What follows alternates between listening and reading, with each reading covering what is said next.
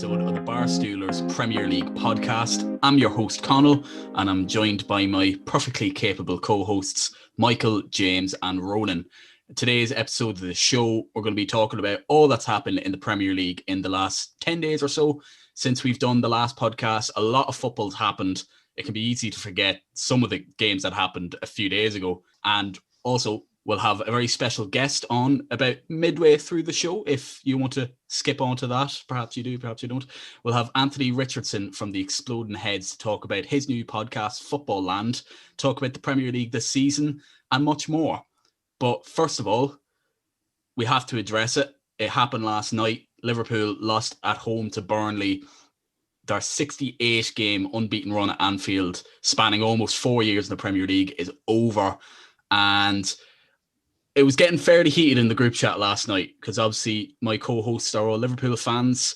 I think I'll just let you take it away. What are your thoughts on the last few days?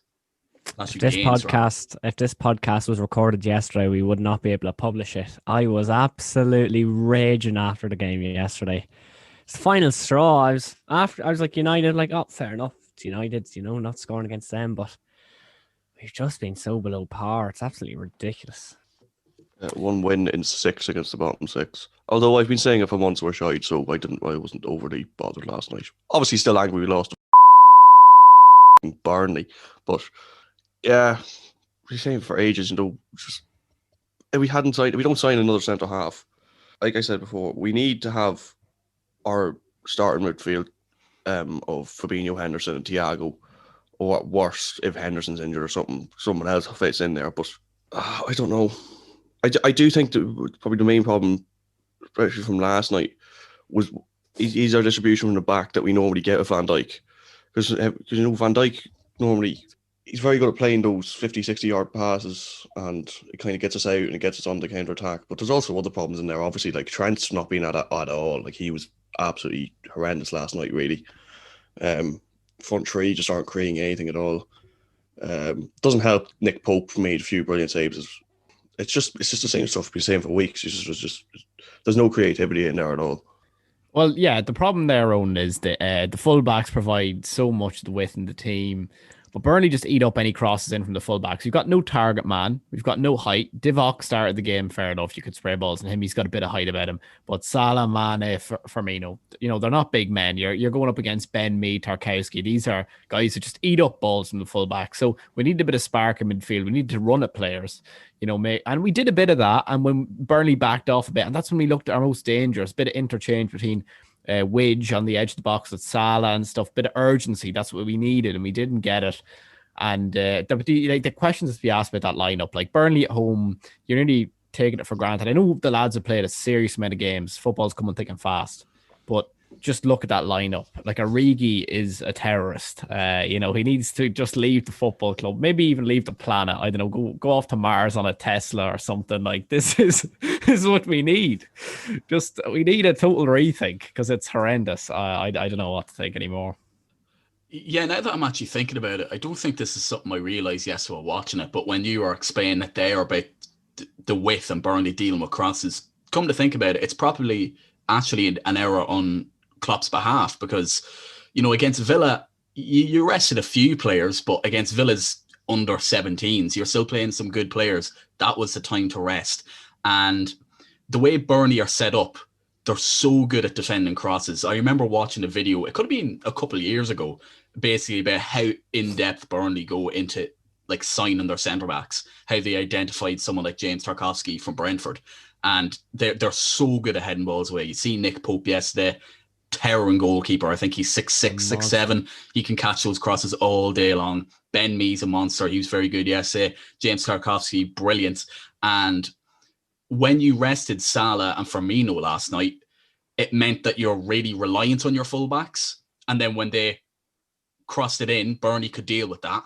But then if you're trying to try to pass it through the Burnley defence using your technical players, it didn't really work because you didn't have Firmino, you didn't have Salah from much of the game. So it was kind of destined to fail, I think. Yeah, that recent Burnley defensive record, it speaks for itself. Like, United just about snuck a 1-0 win through a moment of brilliance from Paul Pogba, so we shouldn't have took it for granted, and I think we did. Yeah, obviously everyone's going to talk about how bad Liverpool were last night and losing their homework or whatever, but it does have to be, you have to compliment Burnley, especially their recent form. They've been very good. Because even, again, you said United barely got away from Burnley with a win. I know somebody made a point about that. It was like, oh, Turf Moor is a difficult place. I think they've only won one of their last 26 games against the Big Six at Turf Moor. But still, they still made it difficult for United and made it difficult for pretty much every team since Ben Mee came back into the side. I know they've had early season struggles, but I think it's our last 10 games, they've got 17 points now, which is good when you're down that end of the table, and considering how much they struggled at the start of the season as well. And like that, it's just they had us from the first minute. Like, with the crossing was never going to work. I know Divock Origi had that one chance that he missed,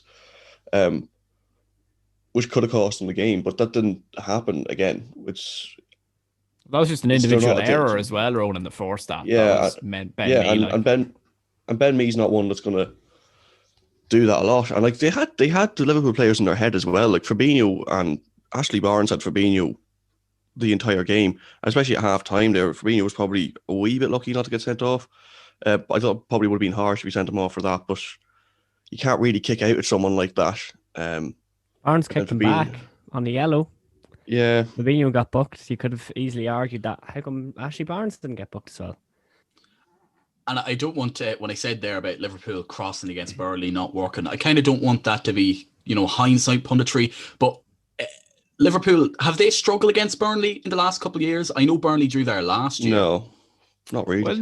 Well, we never ship like huge goals against them. We usually sneak 1 goal margin, 2 goal margin. We don't blow them away really at any stage. Pope usually does have a worldie against us. Yeah, the last game he was man of the match at Anfield. They took a point off us. They were the only team to take points off Liverpool at Anfield. We were 18 wins out of 19. Burnley were the ones to rob some points. We were an awful lot better that day. There's a lot more creativity and chances, just like the old school Liverpool we're used to seeing the last few years. I know yesterday, James, you were saying that you're going to struggle to get top 2. Personally, I don't think that's the case. Have you calmed down since that, or are you still of that opinion? And the same goes for Michael and Marona. Well, if this continues into February, it's not going to be a top 2 question. It's going to be a top 4 question and Europa League question. Like, it honestly is. If this form continues for the next 3-4 weeks, we need a drastic shift in the style of play. Like, Klopp just needs to, I don't know, we need a huge shake up here, because if this happens for 3 more weeks, we are going to slip out of top 4. Because then it'll have a ripple effect on the rest of the season.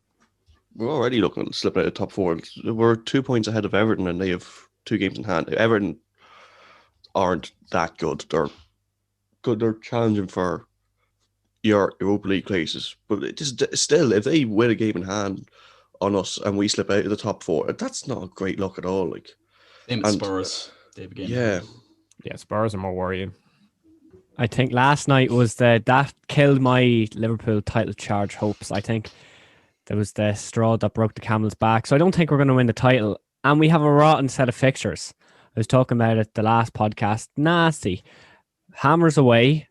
City, Everton, Spurs, Leicester. Not in that order now. And then the only sort of okay game is Brighton at home. And even still, I wouldn't be so sure. We haven't scored in 5 games.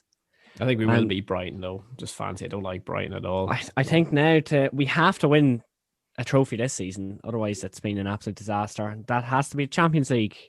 And I was saying last night, I don't know if this was just in rage, but I'm going to stick by it. If we don't beat United on Tuesday in the FA Cup, I'm not watching Liverpool for the rest of the season. We're not going to beat United. We're going to you put out a second. You have a Premier League podcast, Michael. Yeah, please. Listen, my pride is on the line in this one. I said what I said. FA Cup previews coming thick and fast now. We've lost all Premier League motivation. I remember at one stage this season, it was that game away to Brighton, which I think it was 1-1 because Robertson gave away the penalty. But at that stage, it was 1-0, and then it came up on my score notification, 2-0 Liverpool. That ended up getting ruled out. It was Mane, it was offside. But I remember coming in, and I think Brighton were causing you some problems in that game, and then it just came up 2-0 Liverpool. And I just remember sitting there thinking, they can't keep getting away with this. They never drop points. Yeah, but we had a goal ruled out in that game that was onside, Salah scored. Yeah. But what I remember thinking was during this game, they never drop points. How is this possible? So now you actually are dropping points. So I'm enjoying it while it lasts. But I still think Liverpool are very much in the title race because it could turn around very quickly.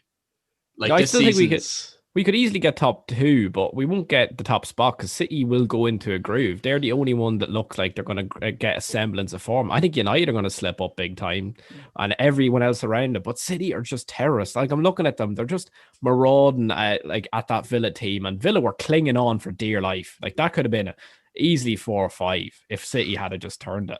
I agree that City will win the league, but I still think at times they can look wanton. Like, they don't have a striker. Aguero's still out. He hasn't scored a goal in over a year in the Premier League.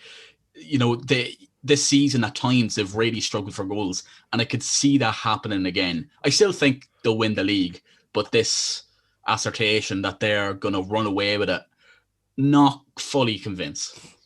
The thing with City this year is they're not conceding goals. Last year they were. Obviously, Ruben Diaz coming in, making a big difference, and John Stones is having a good season now as well. But I think that's why City will win the league. Because if you look at Liverpool last season, when we went on that run, I think it was 27 wins in 28 games. A lot of those wins were 1-goal margins. There was a lot of 2-1s, 1-0s in there. So a lot of it was coming from Liverpool not really scoring that many goals. And in fact, I don't think Liverpool didn't.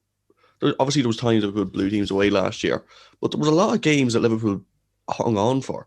But the difference is between this year and last year is Liverpool. You're not because you don't have Van Dijk in there. When Liverpool do have a 1-0 lead or something, you're not sure they're going to hold on to it. The difference was last year's. Even if we were 2-0 up and the other team scored one, you still kind of felt like you're still confident Liverpool could see it out. I'm not confident nowadays that Liverpool can do that. It also doesn't help we haven't scored in 4 games. I think that's probably why City will do it. I think because City will they'll get 1 or 2 goal leads and they're very, very hard to break down. But I can't. It's ridiculous to say Liverpool finish outside the top 4. Maybe they will or something. They'll have a terrible season, but I think that's unlikely. But yeah, I'd be surprised if they won the league. Yeah, I think the last 2 seasons, like, Liverpool have been held to such high standards. They've had 2 incredible seasons, and now they're having this sort of a normal season per se. But you think, like, after the restart, when the Premier League was back after that break, we were very bad, and I think that's largely to do with no fans. Like, when we had the game against Wolves, like, the fans, like, even though there's not many, still get the win. The fans against Spurs get the win. I think that's what Liverpool are really lacking. They need that energy from the fans. Like, you think even the game against Barcelona, Anfield absolutely rocking all night. Like, it's a team that needs fans. They play off the energy, and yeah, it's just not good. No, Mixer, I think that point is a load of guff. And I think the reason that is because Brighton at home, the Anfield Rap are using this. And to be fair, like, all these supporters, they go to far more games than we do or whatever. They say that'd be a great game for Liverpool fans chanting attack, attack, attack, attack, like we haven't done before. Like, yeah, and what's that going to do? Oh, right, yeah. Oh, I wasn't trying for the other 76 minutes. Sorry, lads. I'll just try and put a top bin from 40 yards now.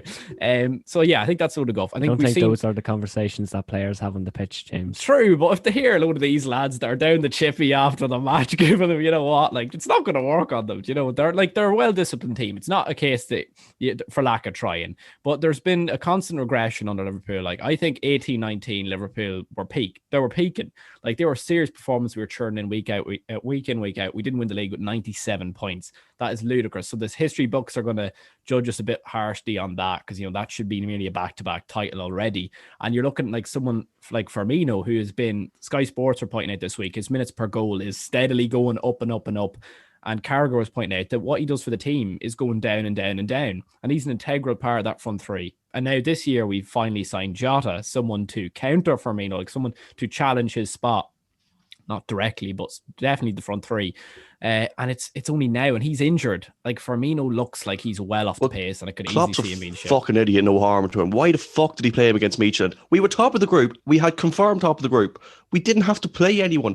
Klopp spent the entire season giving out about the amount of games we play. We have a game against Midtjylland, who are a shite team in the Champions League, no harm to them. Didn't matter. We were 4 points clear, 1 game to go. So we're going to get top of the group anyway. Just rest everyone. He had no problem doing it in the FA Cup last year, just resting everyone to give the young lads a game and to, obviously, so the players were fit for games that actually mattered. He has a chance to do it this season, and he doesn't do it. I know somebody made a point as well He did again against Villa. Against Villa as well. Yeah. What's the fucking point? Like, He's annoying me this season. He needed to win there. That was the only reason he did that, I think, Rowan. But Jota got injured in that game. There was no need to play him against Midtjylland. Did he play the full 90 and sort of just walk off, and then we found out after the game that there was something? No, I think he came off injured. Well, moving on from Liverpool matters, and a lot has happened. United have played 3 games since the last time we actually recorded the podcast. And it's the first time and probably the last time I'll be able to say it, but Man United are top of the league. And everything's rosy at the minute. That could very well go tits up starting Sunday in the FA Cup against Liverpool. And then after that, we've got Sheffield United at home in the Premier League and could drop points. I mean, I really don't know what to think at the minute, but I'm just kind of enjoying it while it lasts. I'm particularly enjoying Paul Pogba in top form. He's been absolutely brilliant the last few games. In different positions as well. He played on the right against Liverpool, which is quite strange. He's kind of played somewhere between a left winger and an attacking midfielder in a 4-2-2-2. Then in Fulham, he played alongside Fred in midfield, which I thought was the wrong choice. I'm going to interrupt myself there. I don't think you can play Fred alongside Pogba. There's absolutely no need to play Fred against Fulham. You need to play one of Matic or McTominay to just sit there. And I was screaming, well, not screaming, definitely not, I'm not a maniac, but I was basically in my head screaming at Solskjaer to take Fred off for about 20 minutes before he actually did against Fulham. Against Fulham, I wasn't entirely happy with how he seen out the game. Because of Fulham were sitting back looking for a draw, it felt like we were really pounding down the door trying to get a winner for a lot longer than we actually were, because I think Pogba scored in the 65th minute, and it felt later than it was. And then United basically just sat back for 25 minutes, and I wasn't really happy with how we dealt with the pressure from Fulham, because Fulham are not good. So I think that could be something to look out for, a bit of a red flag. But against Fulham and Burnley, 2 away trips, sitting back, looking to defend against us, we got the wins, particularly against Fulham. Against Burnley, rather, we did actually look quite comfortable, more than a 1-0 probably. And a draw at Anfield, I certainly would have taken, 7 points from those 3 games. I'm very happy with how things have gone since the last episode of the podcast. Yeah, I suppose United have been absolutely brilliant. Paul Pogba's been a revelation, as you were saying.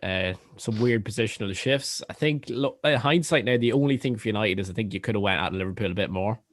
I don't know how you feel on that, but Blades next week is a great way to continue United's form. I'm looking at Sheffield, they are just horrendous. That win at Newcastle did them no. And we're talking about Newcastle in the pod, sorry, but yeah, Blades just struggled to get a goal against that Newcastle team who's set deep. They're just a different team. United blow away the Blades, or at the very least you won't concede to them. So you'll continue your run of form for a bit more, but yeah, I don't know.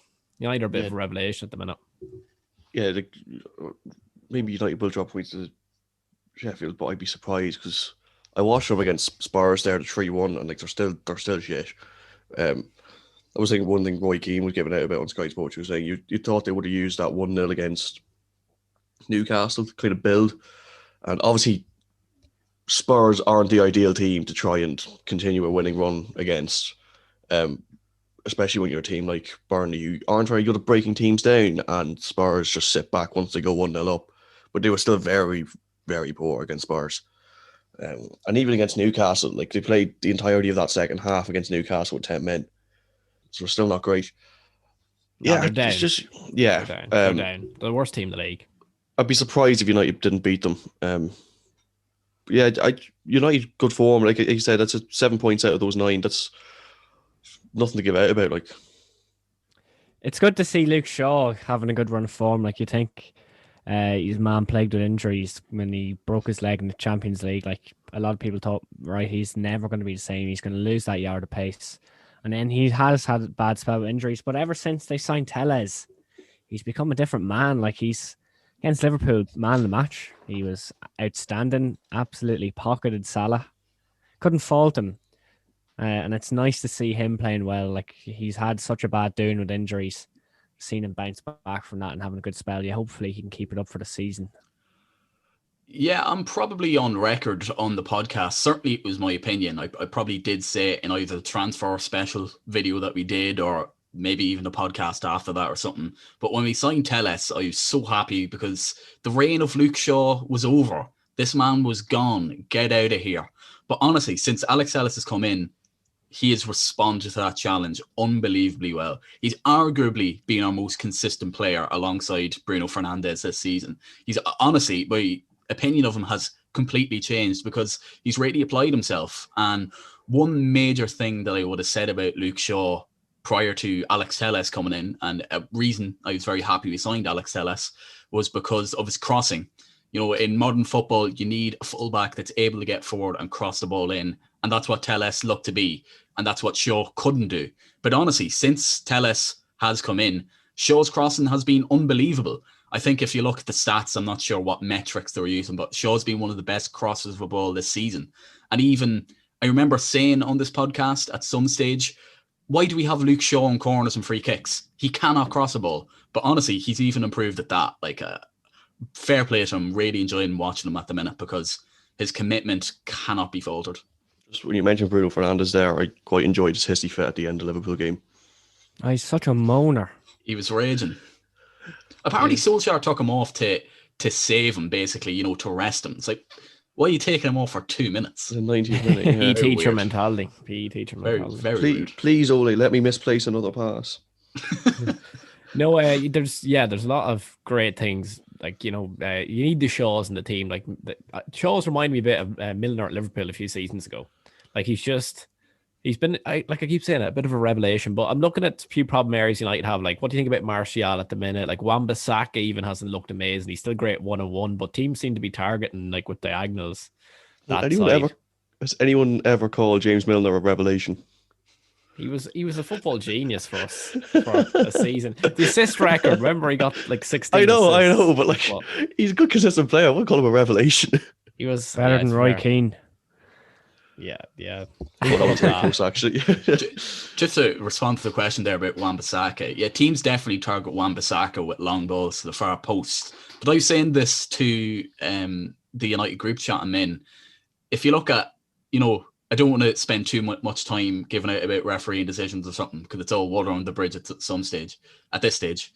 But if you look back to was it Tuesday or Wednesday against Burnley when Harry Maguire scored, like he just out-jumped the defender at the back post. So if Wan-Bissaka just wants to stand there and not challenge for those balls and get a free kick every time, that's fine by me. But honestly, there was a stage where Wan-Bissaka, I did notice improvements in that area. And I think that's stagnated, that improvement, because teams are still targeting him. And about Martial, I actually don't think Martial's performances have been that poor, but his finishing is very hard to explain.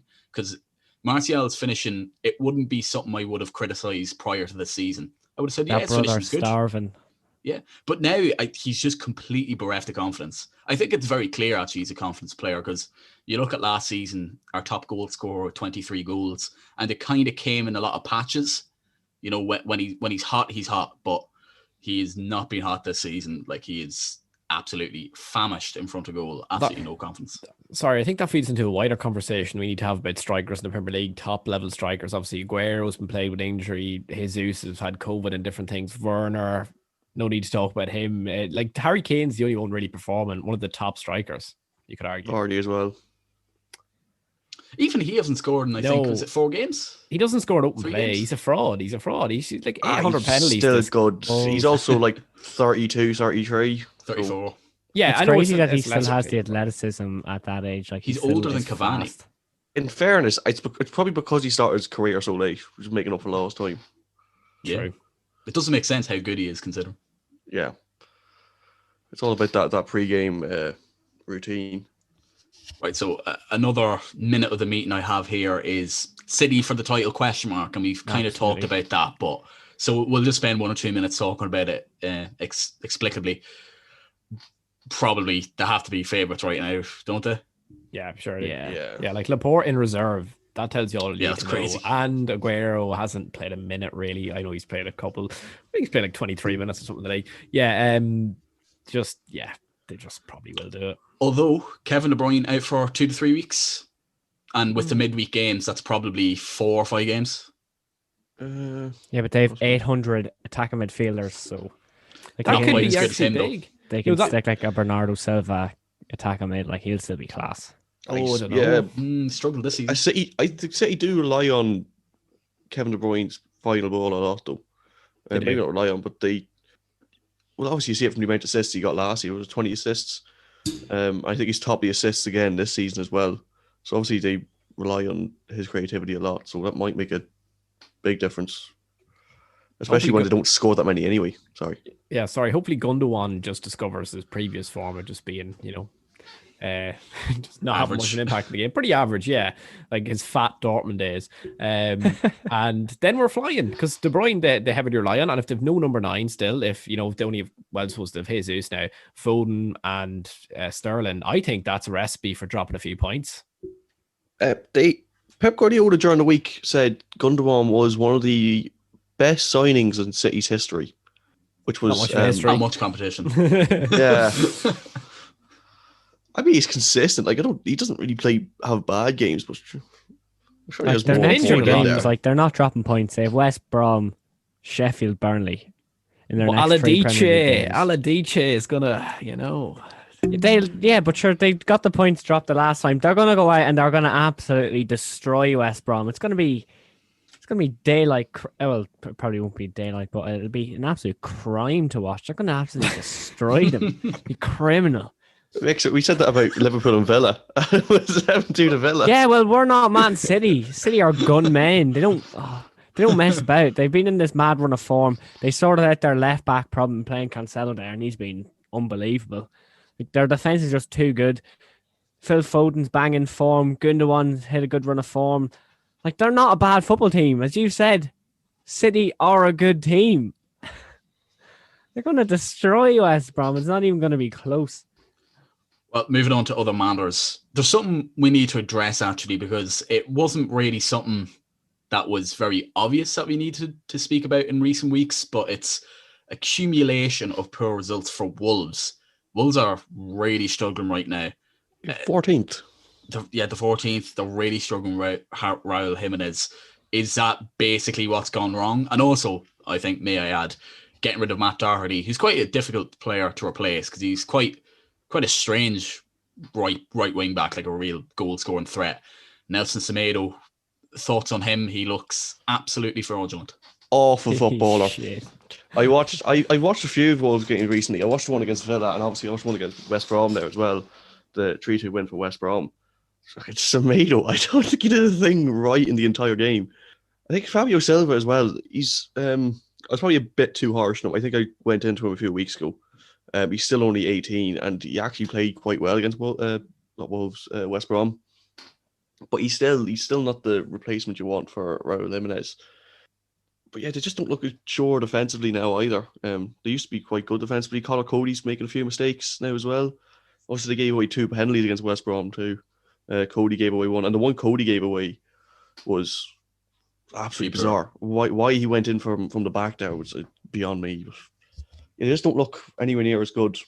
Even the 2 points dropped to Villa, back a few weeks ago, like it's been consistent. It's this transition that Nuno's been insistent on from, counter-attacking to more possession-based football, which everyone keeps highlighting. Like Adama Traore, you like him, Cone. I'm not convinced on him. I'm really not. Semedo's terrible. Johnny's still injured, unfortunately, for them, and they've relied on Johnny quite a bit. Not as much as Doherty, as you're saying. Doherty is a big loss for them. I don't know how they let him go for so little, but I suppose he would have wanted to move anyway. But there are some positives for Wolves, but that front three, or sorry, not front three, really front two sometimes to play. They do interchange. It's just not really clicking for them. Even Podence, like He's a tricky player. He scored some lovely goals. Technical footballer. He has had a lot of very average games, and he gets pretty smothered out of games a lot of time, and he's injured now, so not much is going right for them. It was even against Brighton recently. They were 3-1 up at half time, and they dropped. I think it finished 3-0 then as well. There's like the problem is now is they're not seeing games like either. Like, I know I already said it before, but it's just defensively. Like, last year, if Wolves went 3-1 up, or the year before, they were going to win the game. But yeah, even against Brighton there, when they went 3-1 up, I was never too sure of them because it didn't really look like scoring again. They got one of the goals was very lucky. I think the keeper saved it, but they pushed it right back into Dan Burn and went in for an own goal. But they've not been impressive at all this season, really. I'd actually love to hear a Wolves fan take on it. Perhaps we could get a Wolves fan on the podcast because it's quite a strange situation, and I think it could be largely put down to Raul Jimenez not being there because he's a quality striker. He's so good, so experienced, and then you have to throw a kid up there in Fabio Silva, who may well be talented. I honestly haven't seen enough of him to have an opinion on him, and also that sort of change in playing styles. Everything's kind of come at a bad time, but because of the quality in their squad, they're not going to get relegated. They're not going to be down there, but it's just going to be a really, really mediocre season. So I'd actually like to hear a Wolves fan taking it and actually get an educated response. That's true, actually. Yeah, I forgot about Jota. Big.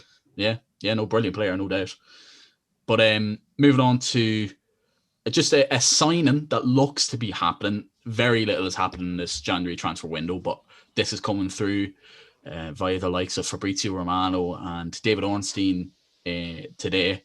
Martin Ødegaard looks to be going to Arsenal on loan for the rest of the season. What's your thoughts on that signing? Personally, I think it's a very good signing, but it seems just to be a basic loan, so it's not fixing anything long term. What position does he play?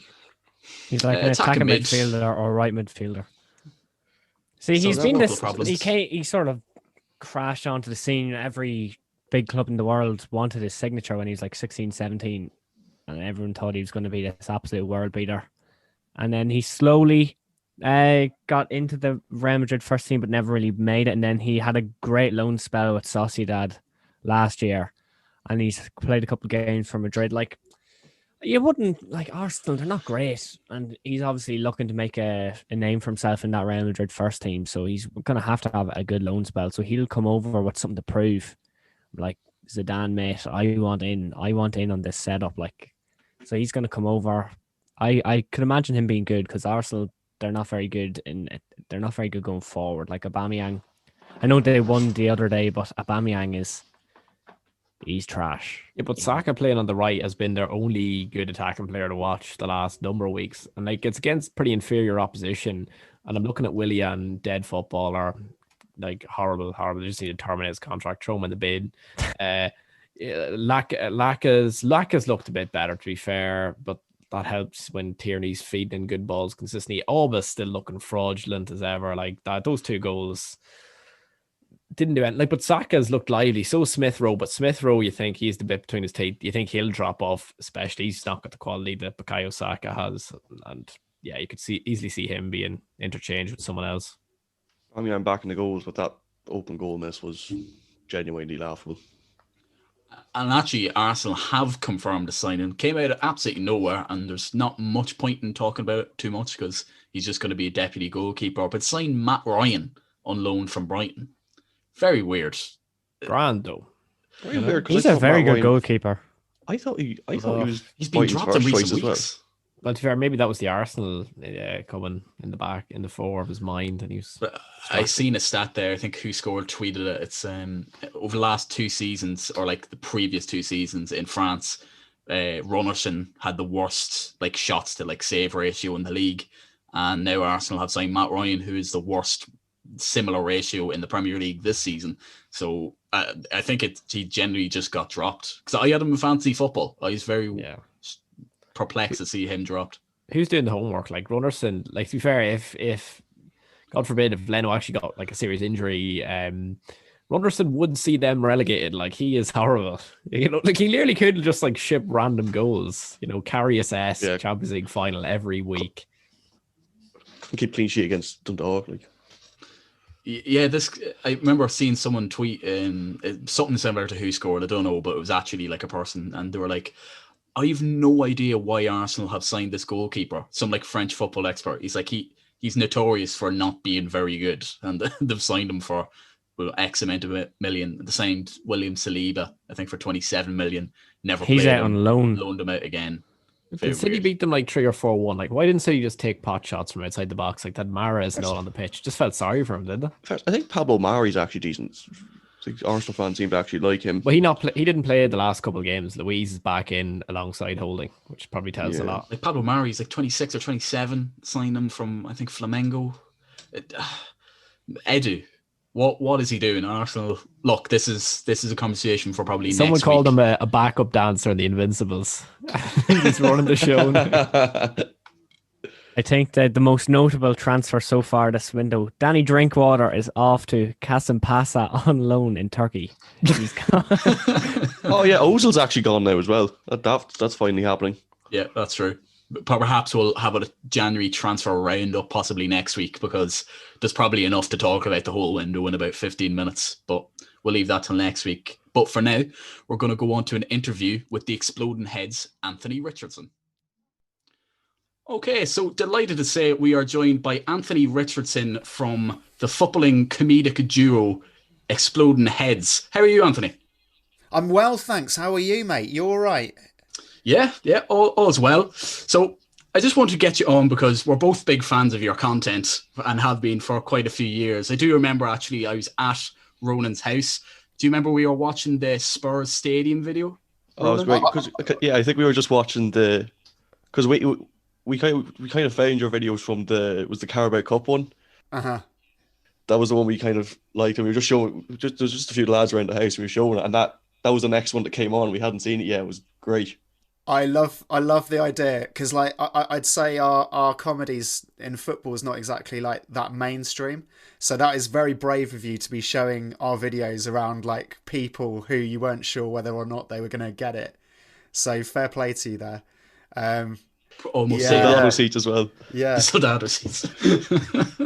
Yeah. So you've got a recently launched podcast called Footballland.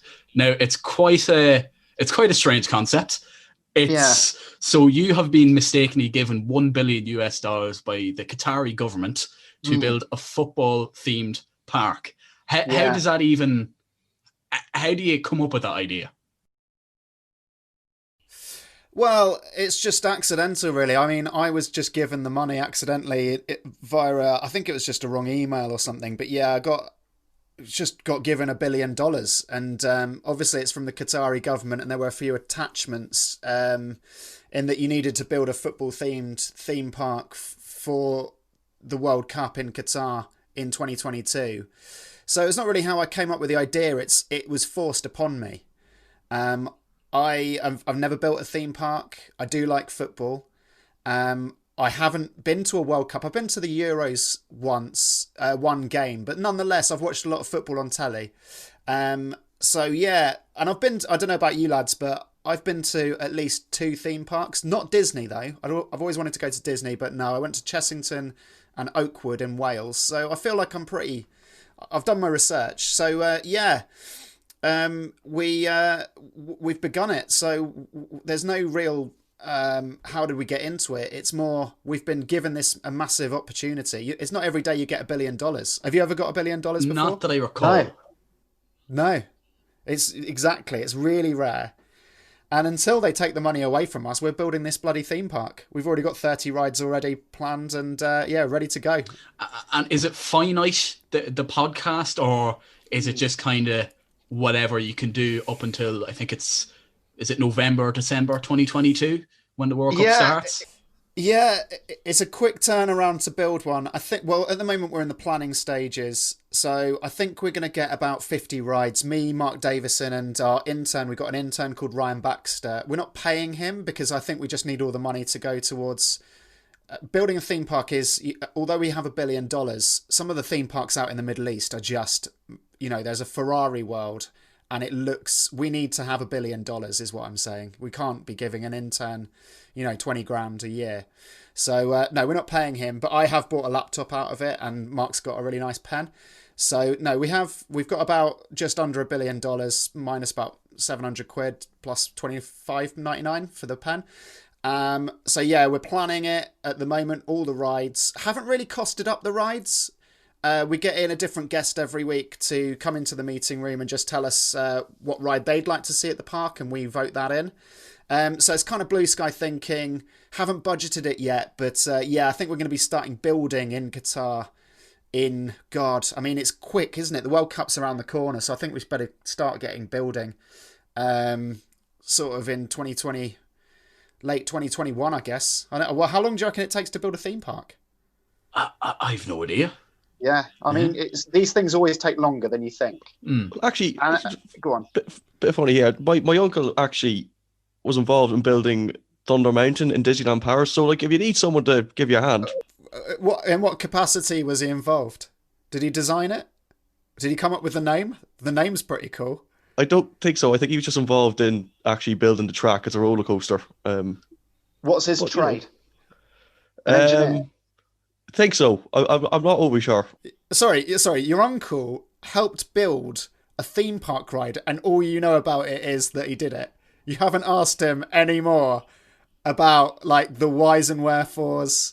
What, you don't even know what his job on it was. He just built a bit of the track. How much track? Did he design the track? No, I think he just helped put it together. Have you been on Thunder Mountain? Yes, it's a fun ride. It's a fun ride. Like, if he heard this, he would be absolutely ashamed. It's a fun ride. That is the most lukewarm review of a theme park ride. What did you like about it? I suppose it's like an actual mountain. It's in the middle of a lake. It's pretty cool. It's pretty cool design. And it's got at the very top. But he didn't do that, did he? He did the track. He didn't design the mountain. You're just saying you're bigging up someone else's uncle now. Yeah, pretty much. Yeah. Cool. Do you wish you had another uncle who did more on that ride? No, I think it's pretty. I suppose it is if you're involved in building a roller coaster. It's not that impressive that you just kind of built a bit of the track. I think it is. If right, okay. Imagine if your dad built a bit of track on a railway track from like London to Newcastle. Every time you went past Peterborough, wherever he built that track, you would say to someone next to you, but loudly enough for the whole carriage to hear, you'd be like, "Oh, my uncle built this bit of the track." I'd say that all the time. Yeah, so, you probably would. So in Footballland so far, what is your favourite ride? Either one that you or Mark Davison have come up with, or even a guest? Because a couple of my favourites are probably Giggsy's Mind Games and or Giggsy's Garden. Sorry, Giggsy's Garden. Yeah, well, Giggsy's Garden is it's a big garden of chest hair. And yeah, it's going to be difficult because obviously it's quite humid, quite hot in Qatar, and I don't want the chest hair to matte, so we're getting in some AstroTurf for that, but we've got to paint the AstroTurf black. Probably my favourite ride, gosh, I do like Steve Mechanical Bull. It's a mechanical bull, but it's Steve Bull. And we've got a 3D sort of, like Madame Tussauds waxwork of Steve Bull, and you've got to just sit on him. But to make it harder, he's naked, because if you're on his clothes, you could just grab onto his clothes. So yeah, a naked Steve Bull. He's on all fours, because if he was stood upright, obviously it'd be too easy again. So yeah, a lot of thought went into that one. Steve Mechanical Bull.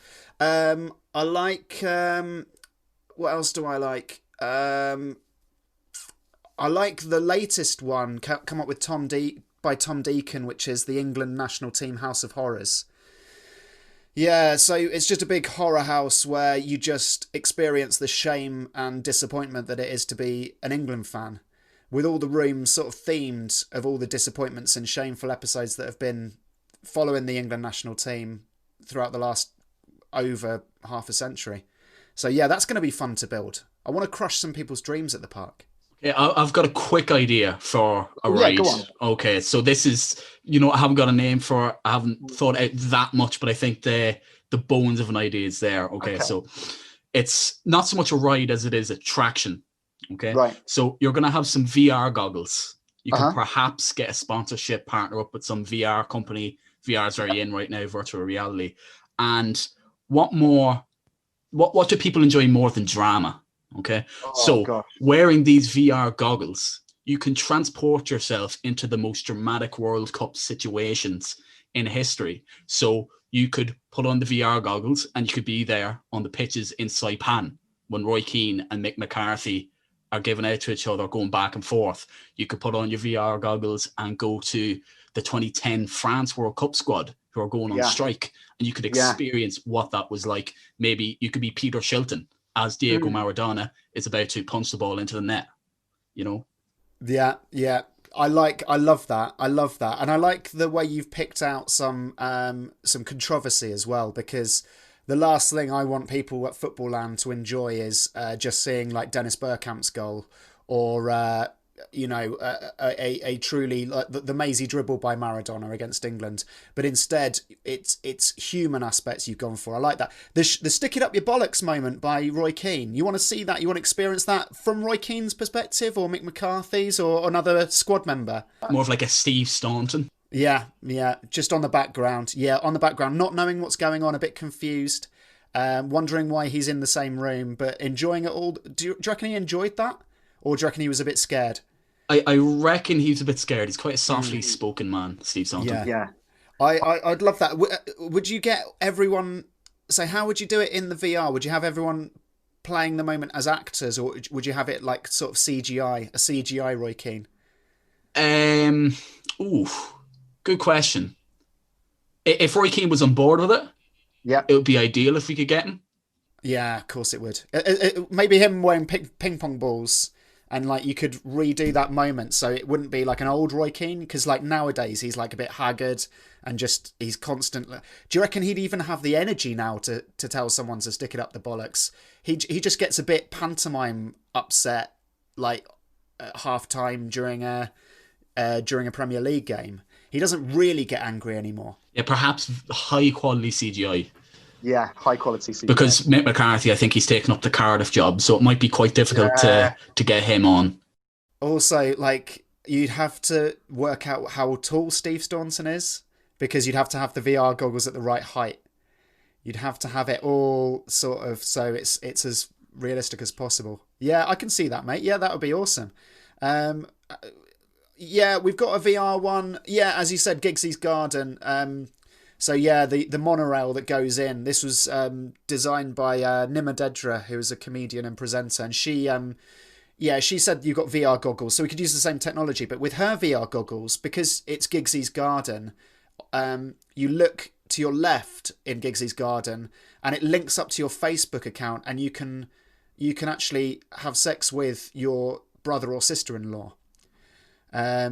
Which is quite an interesting one from Nima Dedra. I mean, she's really thought about that. She's thought about what people want to see when they're on, going towards a Ryan Giggs exhibit. And but it does depend on what your brother and sister, or whether you're even married. You might not have a brother and sister-in-law. But yeah, we can use the same VR technology, I think.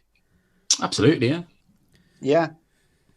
Yeah, I suppose you could even, in that sense, you could also try and incorporate the exoskeleton from the Conrad 3000 as well. Yeah, of course, help you really relive those moments. Like you said there, Shilton. You could, if you use the exoskeleton, you could relive being Shilton as Maradona jumps above you and punches the ball in the net. And more importantly, giving out to the referee. It's all about controversy. Yeah, that's right. Jimmy Conrad, obviously he was a great footballer. He played for the USA national team. He played, a long career in Major League Soccer. A fantastic player. But when he came onto pitch his ride to us, the Conrad 3000, which is an exoskeleton which you stand inside and it recreates to the inch his goal against Mexico. He's only scored one goal. He was a defender. And obviously I've looked it up on YouTube, and it's a fine goal, but it's not like Maradona's dribble. Like, if you're queuing up to recreate a footballer's famous goal, would you choose Jimmy Conrad's goal in a friendly against Mexico? I don't know if you would. So we put it to him that could we recreate other moments in the exoskeleton, and he threatened to sue us. He was very unhappy and he wanted to keep it the Jimmy Conrad 3000. So I think we're going to have to create a rival VR to create those moments. But yeah, we can borrow the technology for sure. So we'll probably move on then just to the other main thing people would maybe know Floating Heads for is obviously your football comedy sketches. Like, how do you, I suppose one thing is like, how does that compare to doing the podcast? Like, is it, do you feel like the podcast kind of gives you a bit more creative freedom in terms of the way it's a theme parks ride, or do you kind of prefer doing the shorter content, or even like some of the call-in videos you do on Twitter? You make some like kind of spoof call-in videos, like making fun of the talk sport stuff. Yeah, it's such a different medium. I'd never done a podcast before, so I wasn't sure sort of how it would go and what we could do with it. But yeah, you're right. It's with a podcast, it's like, it's obviously long form, isn't it? And people have invested already in sort of listening to your show, so they're there for the long haul. Whereas with a short clip on Twitter or YouTube or whatever, you're kind of trying to grab them from the outset and keep them there. You've got to sort of do a lot more, not a lot more, but you've got to do everything in such a short space of time that it's got to be crafted pretty like meticulously, in a way, a comedy sketch on the internet. Whereas with a podcast, you can have a really nice chat and like let things develop. And if something doesn't work, it doesn't matter. You can edit that bit out and you can have fun with it. Whereas with a comedy sketch, for our comedy sketches, you know, we write them pretty tightly. You know, there's a lot of editing going on in there and a lot of green screen and all of that. So yeah, it's a completely different medium, and it's really refreshing to do a podcast because yeah, you can pack more ideas in and let things flow freely based on like a few notes you've written down before the start of the episode, if you see what I mean. Yeah, and you know, I know you told us, you know, off screen as such, who you support, and I don't know if you want that out there in the open, but certainly, you know, the Premier League season, if we had got you on last year and say, who do you think will win the league, it wouldn't have been a very interesting question, because Liverpool were like 20 points clear or something like that. The Premier League this season has actually been very, very good, and I'm sure you keep up with it. Who do you think will win the title? Can Liverpool come back? Can United even do it? And just your general thoughts on the season so far. Yeah, it's been an amazing season. It's been a bit like the Leicester City winning the league season, in that no one's that good, and that's what makes it exciting. And people's defenses are all over the place. Obviously, COVID hasn't helped. People are playing games like every 2 days, aren't they? It's brilliant to watch, but the quality sometimes is just well, that makes it what it is, doesn't it? It makes it so exciting. And teams have had real ups and downs. Like, we were touting Chelsea for the league like 4 weeks ago, and now like Lampard's been threatened with the sack, and they're having to come out with a vote of confidence for him. So I think there's a few more twists and turns yet. I don't think it would be really foolish to predict who's going to win it, but I don't think it's going to be different. I don't think a team's going to run away with it from here on in. I think it's going to keep being, you know, teams will go in streaks. Like Man United are doing really well at the moment. They might fall away a tiny bit. Liverpool are having a bad time at the moment. They'll come back. Man City seem to be sort of slowly like this, like juggernaut behind everyone, but moving pretty slowly towards. And you think to yourself, hang on a minute, how are they doing this without a striker? This is amazing. So are they going to stay the course? I don't know. And then you got Leicester City as well, who are quietly, like when Leicester City won the league last time, everyone focused on them sort of quite early on. But now they're doing just as well, and people are still kind of ignoring them a little bit. But I think people are ignoring them a little bit because people are expecting them to fall away. Yeah, no, we've definitely been guilty of that on the podcast this year. Like, we very rarely went too deep into the analysis of Leicester, because they're just always sort of bigger storylines from that weekend. And then it's like, hold on a minute, Leicester they're still 2 points off United, aren't they? 2 points off the top. That's right. Yeah, they're above Liverpool, and it's how's that happening? That suits them perfectly. I'm sure they do not want that pressure, and it's kind of the same with City, as you said. They're slowly but consistently picking up points. So at the minute, they probably look the most likely to win. Yeah, I think you're probably right there. I think that City seem to be they've clicked, and the momentum's kind of taking them a little bit. Kevin De Bruyne is in such good form.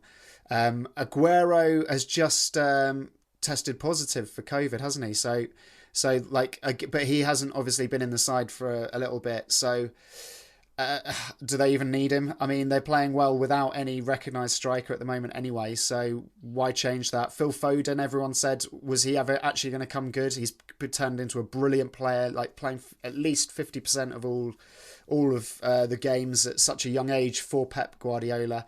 And you look at Liverpool. They've had so many injury problems this year, and also coming off the back of 2 seasons. When Klopp was at Dortmund and they had 2 great seasons, they fell away pretty dramatically. And could that be happening now? But why would you write them off? Because they've got such talented players. But have they burnt themselves out after 2 unbelievable performances in the last 2 seasons?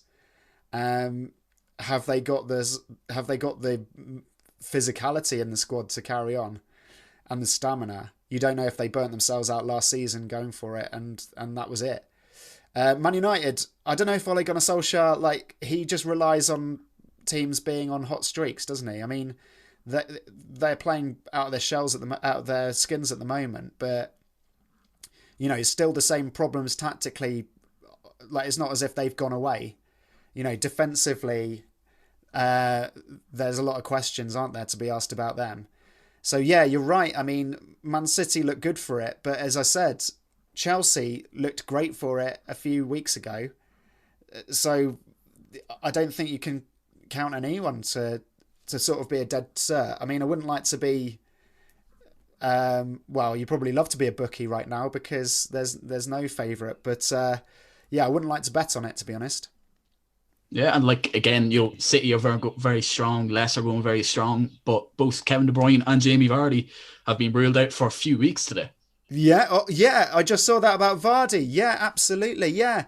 And Vardy's such a talismanic presence for them, and you think he's irreplaceable. He is a once in a generation footballer, considering how he is defying time itself as well, isn't he? You think to yourself, is he going to come back from this? But then you thought to yourself, he would have peaked 2 or 3 years ago. He's still just popping up and performing. Yeah, injuries will pay a big price, but but the way Leicester City play as well, I think they can paper those cracks until he comes back. I think they've got goals from elsewhere, especially in midfield like Maddison, etc. That I still expect them to be up there. I'm not saying they'll win the league, but I think Leicester can they can finish in the top 4. And then we're forgetting even Spurs. Spurs had a dodgy few games recently, but again, earlier in the season, we were talking about them being up there, probably title contenders. So yeah, they're going to come back too. Yeah, it's impossible to know, but we're just going to have to see what unfolds. Honestly, this is the first year that we've done this podcast. Couldn't have chosen a better year. Yeah, absolutely. It hasn't been this interesting probably since, obviously Leicester won it, which was amazing, but it was kind of clear they were going to win it. Still incredible. But we haven't had a close title race probably since, obviously you had Liverpool City, but in a way that wasn't as entertaining because they won every single week. Absolutely. And it's better. Yeah, it's better when you have flawed champions, because it just makes it so much more exciting. But also you can kind of go into each game week. I know I say game week when there's a game every 2 days and you're not even sure. You don't even know what day it is because there's a football match on and you're like, is it Thursday? Is it Saturday? I have no idea. There's games 3 o'clock, 5 o'clock, 7 o'clock, 9 o'clock. It's like, like La Liga in a way, isn't it? And just that wall-to-wall football actually is a bit discombobulating. You kind of forget the title race. You can't look at the league table because there's teams that have got, games in hands, even if they're just hours apart. It's not like there's 5 games at a 3:00 kickoff and you're like, right, they've messed up. They've stolen it this week. You actually have to wait until like Monday evening to work out what's going on. Yeah, discombobulating would be the exact word I would use to describe it. But anyway, Anthony, thanks so much for coming on the podcast. Obviously, we'll link down Footballland, all your socials in the bio on Twitter, on YouTube, should I say. And thanks very much for coming on. No problem. Anytime. Thank you very much. Best of luck with the rest of the series, mate. Thank you. Right, so moving on to, usually I would say the weekend's predictions, but we're actually predicting next week's midweek games because of the way the games have fallen with the FA Cup and whatnot. So looking at the Predictor League, I'm actually top. I've went top for the first time. I'm on 53 points. James, you're on 50. Mixer, you're on 49, and Ronan on 47. So still all very tight. Again, the winner of this predictions league wins a jersey courtesy of the other 3. The first game we're going to predict is a tasty enough one. Southampton at home to Arsenal. Arsenal travelling St Mary's in some decent form. Southampton are still ticking along nicely. And I think Southampton will try and catch Arsenal on the counter. But because of how Arsenal played, a bit uninspirational, they're not going to open up too much. So I'm just going to go with a 0-0. I don't really have much thoughts on that game. We're just going to guess for 2-1 Southampton because they're a bit better than Arsenal. I'm going to go 2-0 Arsenal. Che Adams hasn't been in too much inspiring form recently. Danny Ings is still with injury, I think. Walcott partner. And to be fair, Walcott could be well up for it, when he's facing Arsenal. But yeah, like you said, their sort of uninspiring style of play will lend them to keep clean sheet. And 2-0. Yeah, I'm going to go Southampton win 3-2. And this one, as we said, they are the best of the rest. Well, probably. So I think Saints will come away with the win here. The next game we're going to talk about is Chelsea at home to Wolves. 2 teams in pretty poor form. I just have to predict a Chelsea win, given it's at Stamford Bridge, given Wolves' injuries, and just player for player, Chelsea are an awful lot better. So I think Frank will live to see another day. 2-1 Chelsea. I don't know. They were very poor against Fulham. Fulham only had a man sent off as well. Yeah, it's a hard one to call. I think possibly saying 2-0 Chelsea at home. It's really hard to call. Yeah, look, when I'm predicting this game, I'm thinking back to the 2-2, wasn't it? In the Molyneux. The Molyneux.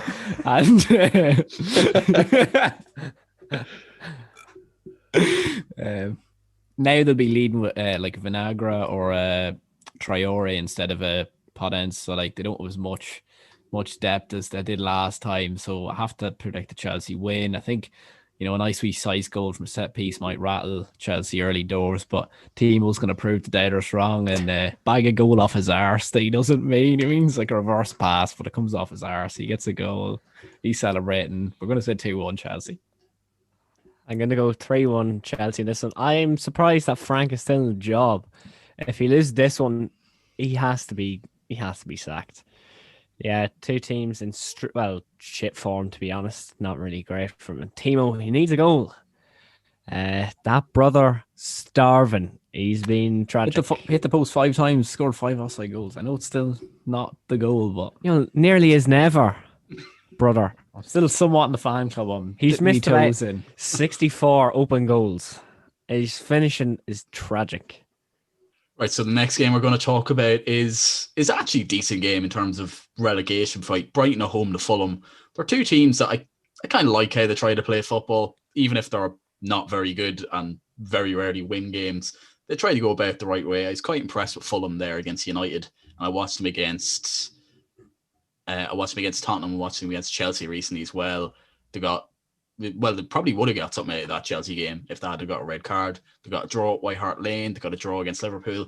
They're looking a lot better nowadays, but they're pretty toothless. So I'm going to go, as are Brighton, but I'm going to go with a 1-0 Brighton because they got a decent win against Leeds last time out. look a little bit better. 1-0 Brighton. Yeah, Brighton definitely look a lot more likely to score when they are playing well. And as far as against Leeds there, they defended quite well as well. Although I don't think that's a common theme in Brighton's play. They do seem to ship quite a few goals. But like I said, both teams do try to play football at least. It's not just Sam Allardyce terrorism. So I'm going to go for a 1-0 Brighton. Very good. Well, looking at Brighton, they've got an 8'2" monster, barely human Dan Burn as a wing back, which is disgusting visually. I have to say, I hate it. I hate everything about it. I hate Graham Potter. And they need Tariq Lamptey. I don't hate Graham Potter. They need Tariq Lamptey back ASAP because I just don't like looking at Dan Burn, and they've 800 people in the box that are over 9 foot average height, and they still concede set piece goals. They're just a perplexing team. I don't understand them at all. And I'm going to go for a 1-0 Scott Parker win. Big Bobby Reid's going to come up with something. So just to be different. I think some of your measurements are off there, James. I don't think they were just 100% accurate. But yeah, I can't imagine this game blowing the socks off me. So just a cheeky 1-0. 1-0. Next game we're going to talk about, very good game if you're talking about race for possible Champions League spots. Maybe in the title race, who knows? Everton are home to Leicester, and it's kind of hard to call this one, honestly. It's at Goodison Park. Leicester, I think we've slept in them a bit this season because they're taking along nicely. Harvey Barnes is playing well. Even when Jamie Vardy hasn't exactly been in the goals, you've got James Maddison looking absolutely brilliant at the moment. So I'm going to go with a 2-1 win to Leicester at Goodison Park. I'm going to go for a comprehensive 3-0 Leicester win. I just think they're very, very good. And the Harvey Barnes propaganda is going on again. Barnes and Maddison in my FPL, who got 3 goals and 2 assists between them in the last 2 games. I don't think it's unfair to say they're the best footballers in the world. They definitely have to be considered there in the conversation. Yuri Tielemans is possibly the best footballer to ever play the game. So yeah, 3-0 comprehensive. Leicester win. Then you see James Maddison's garden during the week. It's so smooth, it's so clean, marble everywhere, man of class, man of talent. But guess who's gonna put a stop to that? Alex Iwobi, you guessed it, mate. Gonna come up trumps. He's been looking a bit better now. Lucas Digne is playing like a left wing position almost. Like he is pushed up so high in the absence of DCL. So I'm gonna go for a 1-1. I think Leicester are gonna come a bit unstuck against Everton at home, who to still give some credit to. Yeah, Leicester team in red hot form, pushing for a title this year. Maybe even Champions League football. So it's a big game for Europe for both teams. So going to go with a 2-2. Could see this being an exciting game. And the last match of the midweek, rather than the weekend, is Spurs at home to Liverpool. Very interesting one to see if Liverpool's form continues or if they can put it right. Again, sandwiched between this will be an FA Cup game against United, which may or may not affect morale, one way or the other. But I see Spurs, this being a very Spursy game, showing their quality early on, taking the lead. Everyone's saying, right, they could score 2-3 against this Liverpool team, and then just sitting back, and Liverpool will equalise 1-1. I'm also going to go for a 1-1. Yes, pretty much the exact same points. It's copy and paste. Every Liverpool performance of recently has been copy and paste, as has every Spurs performance of late. Both teams, Liverpool totally uninspiring going forward at the minute, and Spurs could be good if they wanted to, but they just seem happy enough to sit on 1-goal leads. So yeah, 1-1. I just have to go for a draw, even a 1-0 Spurs, but I can't bet against Liverpool at this stage. I just want to give them one more chance. I'm going to say 2-1 Liverpool. I think we nick it late on. Spurs terrorism, 11 men in the stand. As per Matip, going to crop up with something big. We're going to get the win. Let's go. You can't bet against Liverpool, James, but I can. 3-0 Spurs. Another game, another game to add to our goalless streak. It's going to be hopeless. We're going to get slapped. Well, certainly some good games to look forward to there, I think. Hopefully you've enjoyed this episode. Again, all our socials will be in the bio if you're watching on YouTube. Like and subscribe, and massively appreciated. Got a great reception to last episode. If you're listening to us on Spotify or Apple Podcasts, rating us, following us, whatever you can do on those platforms, very much appreciated. And we'll be back next week with another episode. Thanks for listening.